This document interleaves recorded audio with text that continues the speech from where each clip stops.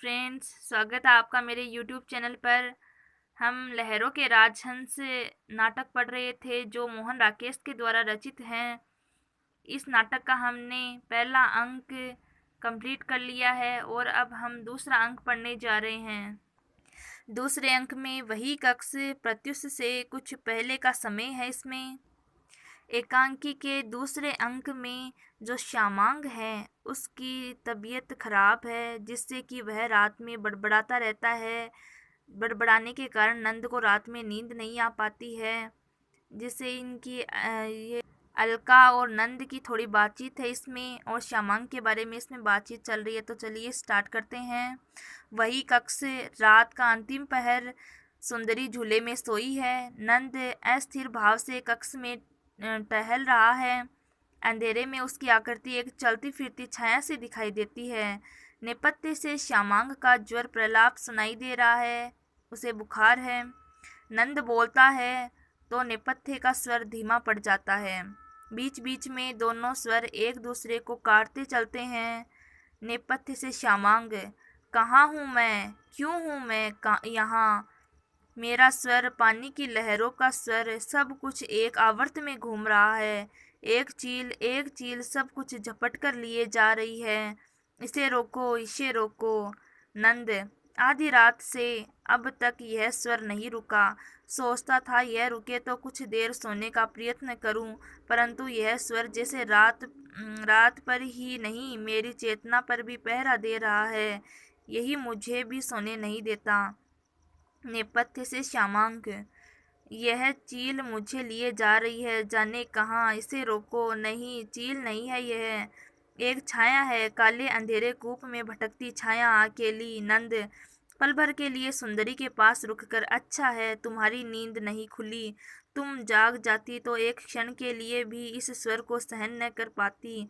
उसके पास से हटता हुआ चाहती कि जैसे भी हो इसे रोक दिया जाए, परंतु किस आदेश से रोकता इसे मैं। नेपथ्य श्यामांग, अंधकूप में पानी नहीं है, इसका पानी कहाँ गया।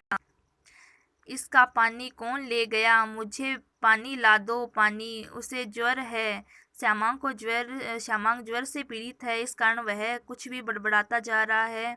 नेपथ्य से अलका, यह रहा पानी, लो पी लो थोड़ा सा।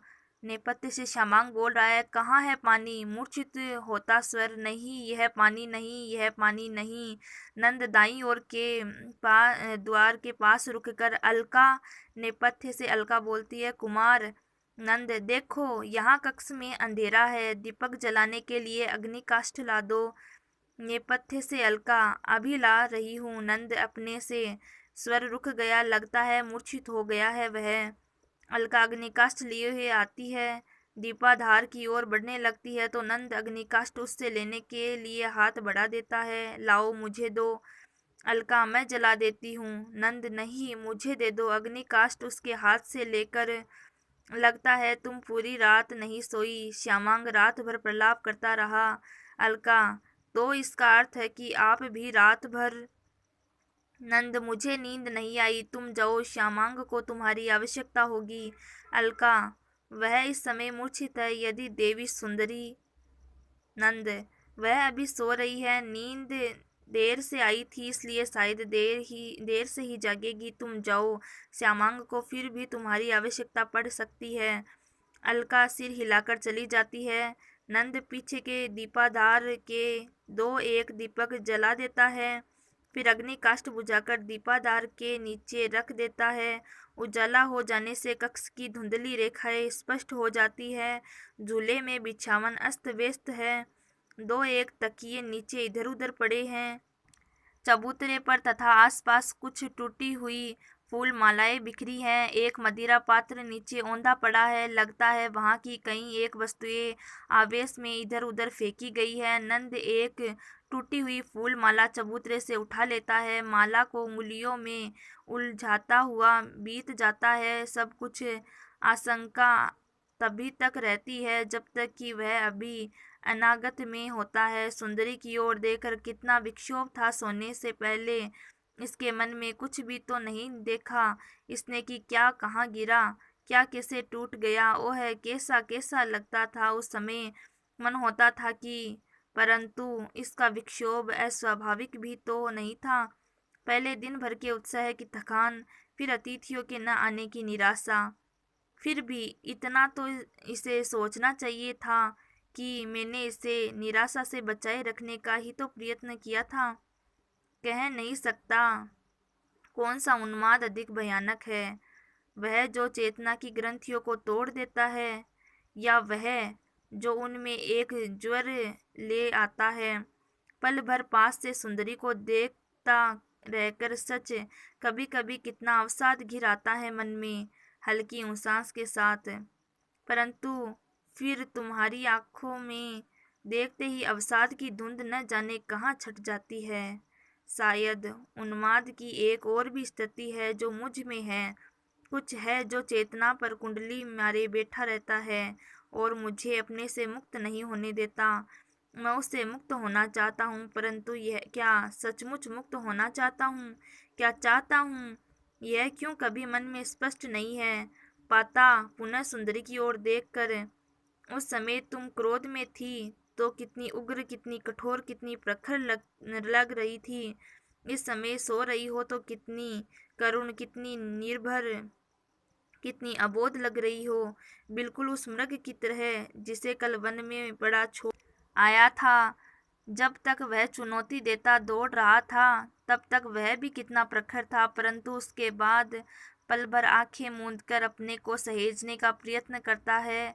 सुंदरी हल्की सी अंगड़ाई लेकर आंखें खोल लेती। सुंदरी के द्वारा किया गया कार्य उसे उस मृग की याद दिला रहा है। सुंदरी, आप अभी तक इस कक्ष में हैं, अभी प्रभात नहीं हुआ। नंद, नहीं, तुम उठ क्यों गई, अभी सो रहो। सुंदरी दो एक तकियों के सहारे अधलेटी सी बैठकर एक अलसाई दृष्टि चारों ओर डालती है। सुंदरी, ये दीपक रात भर जलते रहे, बुझे नहीं। नंद, बुझ गए थे, मैंने अभी जलाए हैं। सुंदरी, आपने जलाए हैं, क्यों? दास दासियां। नंद, मैं नहीं चाहता कोई भी इस समय यहाँ की अव्यवस्था को देखे।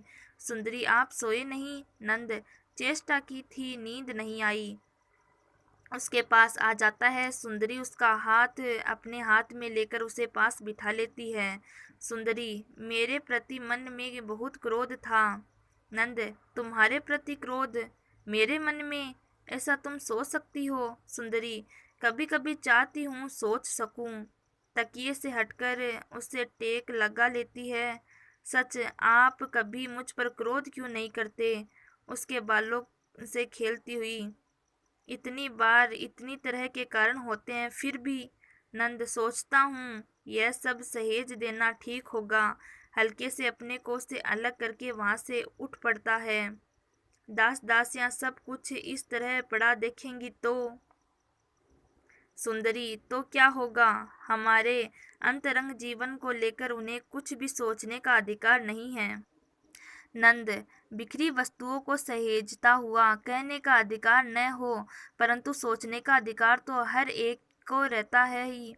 सुंदरी हल्की हंसी के साथ, कितना अच्छा लग रहा है। नंद, क्या?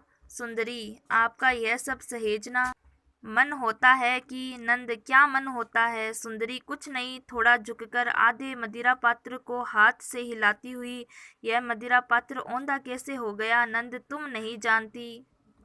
मदिरा पात्र उठाने लगता है तो सुंदरी उसका हाथ पकड़कर उठ जाती है। सुंदरी, मुझे बहुत खेद है। नंद, किस बात के लिए? सुंदरी, मदिरा पात्र उसके हाथ से लेकर मदिरा कोष्ठ की ओर जाती है। रात के अपने व्यवहार के लिए मदिरा पात्र रखकर उसकी ओर लौट आती है। पास आकर उसके दोनों हाथ अपने हाथ में ले लेती है। सचमुच बहुत खेद है। नंद, तुम व्यर्थ ही मन में खेद ला रही हो। उस समय तुम बहुत विक्षुब्ध थी। तुम्हारी मन स्थिति में मैं होता तो शायद मैं भी वैसा ही करता। सुंदरी, आप कभी न करते, आपको मैं जानती नहीं हूँ। नंद, जानती हो तो यह सब किस लिए कह रही हो? सुंदरी उसे दृष्टि से बांधती हुई, ऐसे ही कहना अच्छा लगता है। कभी कभी सोचती हूँ कि। नंद, क्या सोचती हो? सुंदरी, कि कभी आप मुझसे रुष्ट हो जाएं तो एक रातें मेरे कक्ष में न आए तो कैसा लगेगा? नंद, अच्छा लगेगा। सुंदरी नहीं, फिर भी चाहती हूँ कि आज का मेरा वीडियो सिर्फ इतना ही। हम अगले वीडियो में इसे आगे बढ़ेंगे। धन्यवाद।